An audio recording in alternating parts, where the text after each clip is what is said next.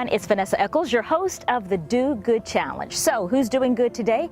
Well, it's the folks here at Freedom Ride in Central Florida, a wonderful program that works with people who need a little extra help and horses. Yes, horses. Let's hear all about it. So, Karen, thank you for joining us. So, for people who don't know about Freedom Ride, tell us a little bit about it. What is Freedom Ride?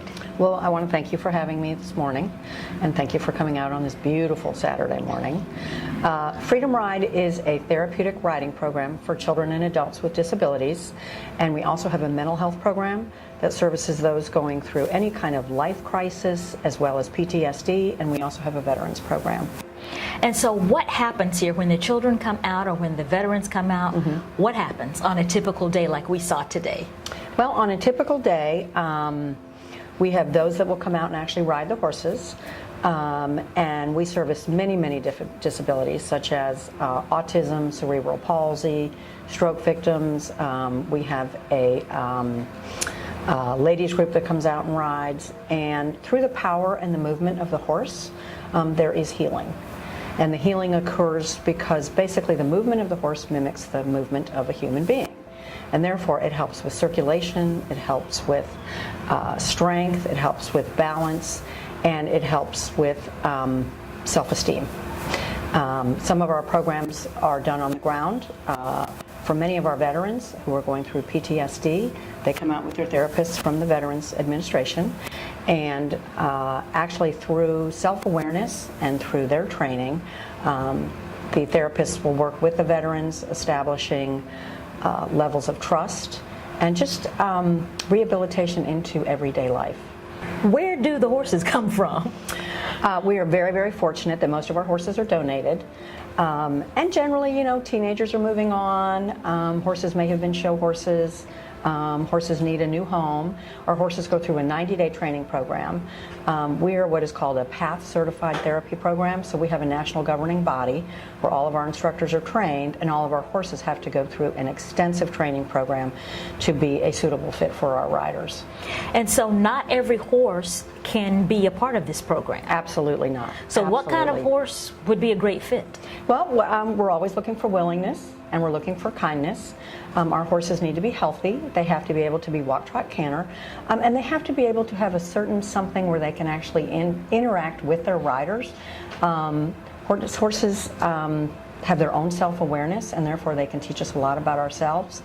But mostly we look for a horse that is stable, and we generally don't like to use the word bomb-proof, but that's kind of what we're looking for. How did this all start? Freedom Ride started in 1998.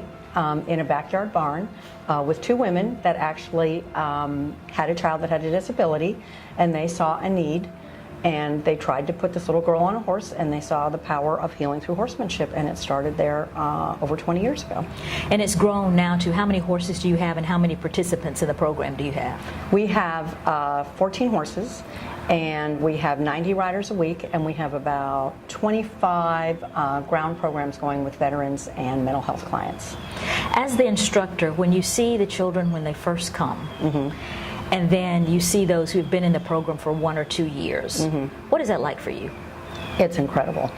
And we see the power of the healing every day. A child who comes who may not be conversational within their family or within their school, after a period of time and they develop that relationship with the horse, they may actually start to converse more. Their grades will improve, their attitude improves, their conversations at home improve. And as far as those coming in for mental health, again, it's the same thing. It's just building that bond and that self-awareness and that trust with a 1,000-pound animal that can possibly become their best friend. We've also had riders come that have been told that they may never crawl or never walk. And we have seen that within so many sessions that child may actually start crawling or may start walking, and all of a sudden they're sitting up and their digestion is better and they're eating better. And that all translates to a better home environment and a better school environment. And what about the funding for the program? Because upkeep on horse can be very expensive. We all know that. So where does the funding for this program come from? Well, we are a nonprofit. So basically, some of our fees come from our riders. About 40% of our rider fees cover some of our costs. The rest of it, grants. We do a lot of grant writing. And then, of course, private donations. We have one large fundraiser a year, and then throughout the year, we are always in the community and asking for support and asking for help. So tell us about that fundraiser that you have. We have an annual fundraiser. It's called Jeans and Jewels, and it is held at the Country Club of Orlando every year. And we take one of our equine therapists with us, and we have a live auction, we have a silent auction, we have a dinner, and it's all to support our wonderful program for Freedom Ride. So the therapist is there, the horse is not there, I take it. No, the horse is there. The horse is there. No, the horse is there. The horse is there. How does Absolutely. that work? We put him on a trailer and we take him over, and he becomes part of the party. And of course, that's always entertaining for all the guests, because they certainly don't expect to arrive and see a 1,000-pound animal greeting them at the door. So that's unusual. How did you get involved in this? I started as a volunteer. I was looking to do some additional volunteer work, and I had a horse background, but I hadn't been around horses for years. So I came out, actually Googled it, and found equine therapy, and I came out, started as a volunteer, got involved, ended up being on the board for 2 years. And I felt that there was a greater need within the program, so I became a certified therapist. And then I went on to become an equine specialist, and now I'm full-time, and this has become my second home. And what was your horse background? I rode hunter and jumpers and did a lot of horse showing as a child, which I still do a lot of horse showing. So I kind of have the best of both worlds. So something about horses has just been a part of your life. They got me. Forever. They got me. They own me. And of course, now seeing it from this level and what they can do for those in need has changed my perspective on what horses can just do for the human race in general. It's phenomenal.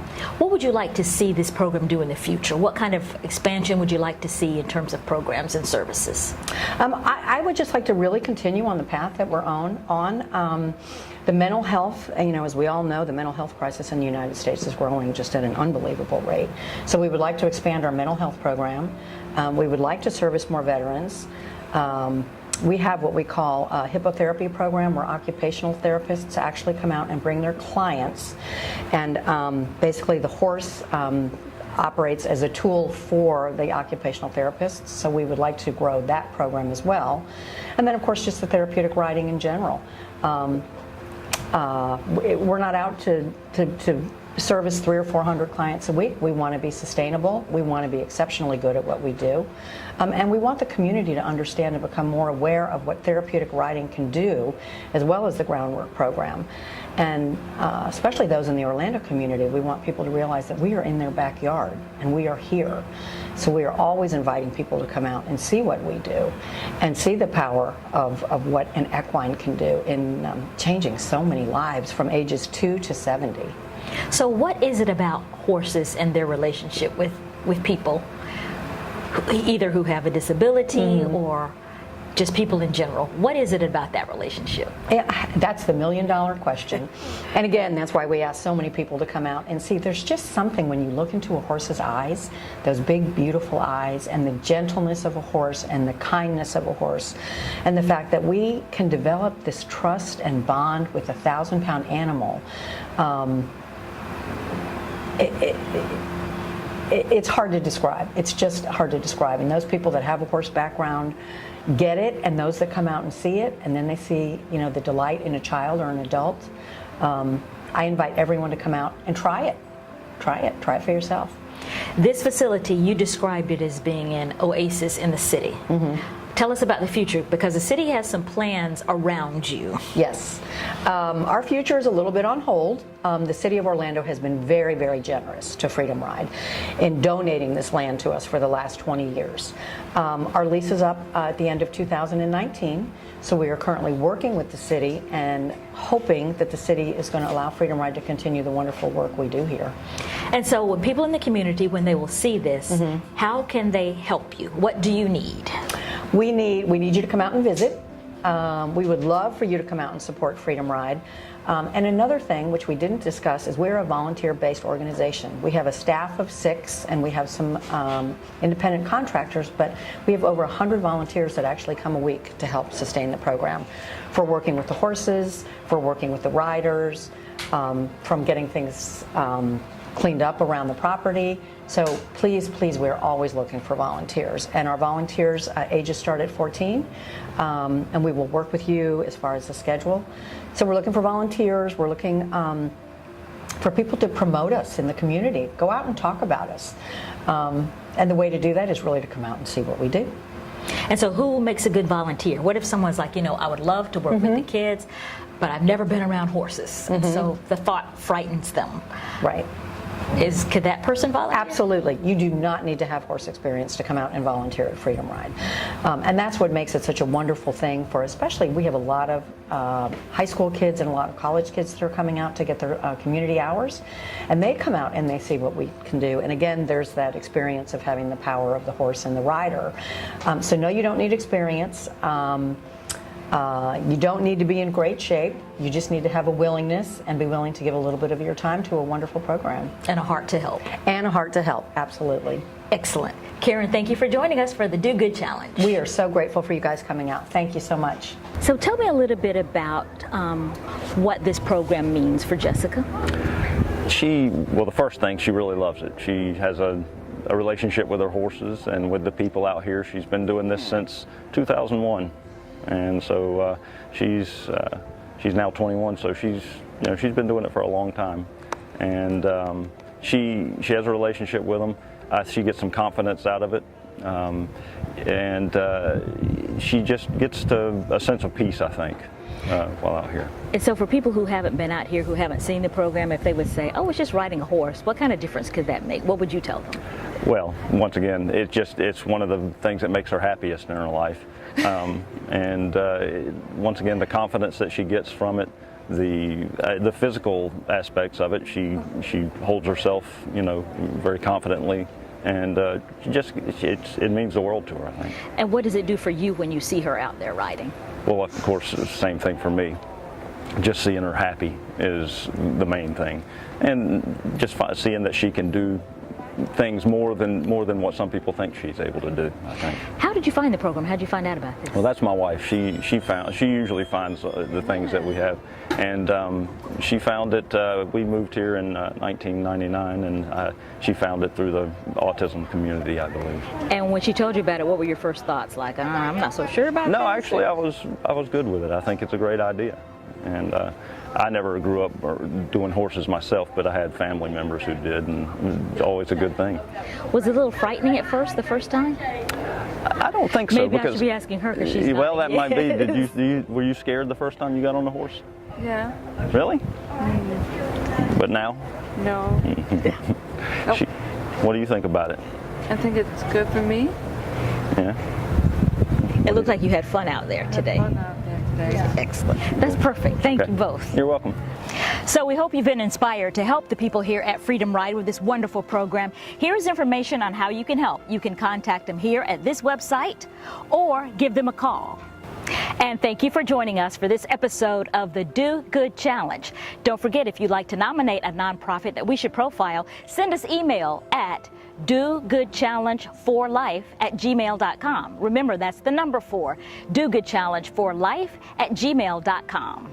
Do good.